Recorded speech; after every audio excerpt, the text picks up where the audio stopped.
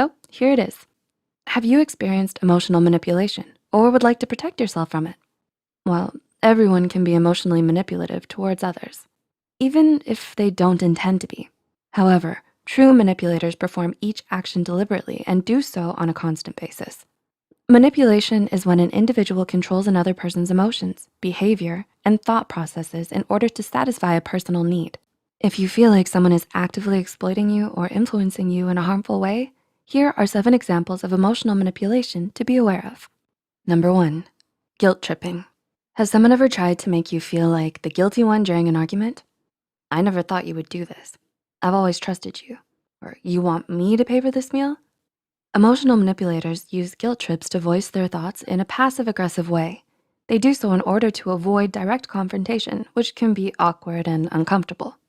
If your actions don't align with their goals, they may try to make you feel guilty. In response, you may start to overthink their statements and eventually blame yourself for everything. Number 2, taking advantage of your insecurities.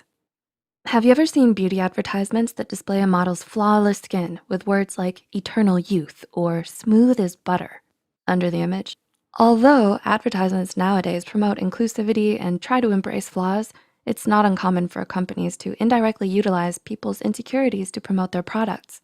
The same goes for interpersonal relationships.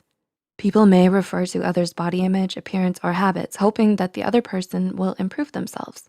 However, some may do this with malicious intent to make you feel bad about yourself so that they can gain more confidence.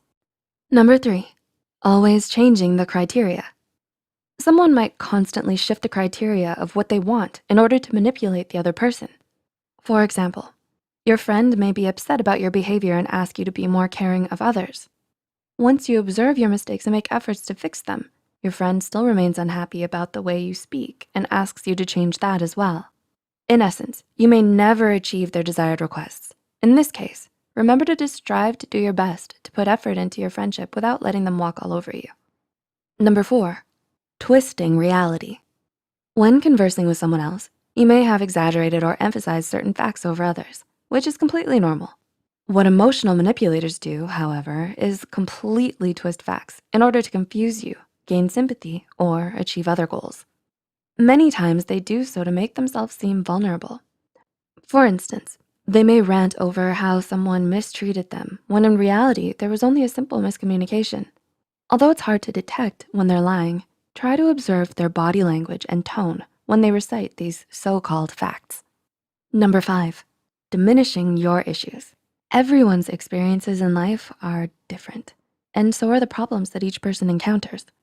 When someone tries to invalidate your experience by saying things like, "You think that's a problem? Well, how about my time with this?" Or, "Be grateful for your issues. They're nothing compared to mine." Take note of what their intentions are.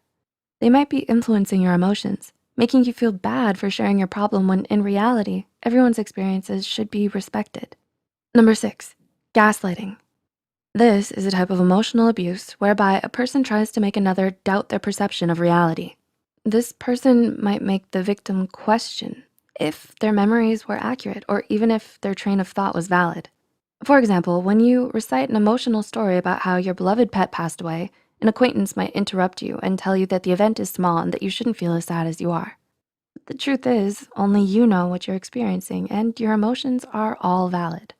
And number 7, overly complimenting.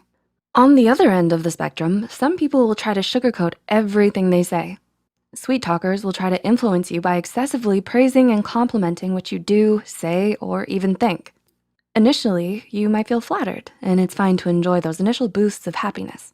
However, you may wanna watch out if this person praises you too much. In a way, you may subconsciously lower your self-defense and blindly trust this person who could try to emotionally manipulate you later on down the road. So, have you experienced any of these examples? Manipulators can make you second-guess yourself and make you feel like your emotions aren't valid or real. However, after this video, hopefully you'll have a better understanding of the intentions behind those people and can better protect yourself from them. Of course, not everyone has the intention of controlling your emotions. It's a matter of how often they do it and if those actions are done deliberately. If you or anyone you know has experienced emotional manipulation for a long time, please don't hesitate to seek help from a licensed professional.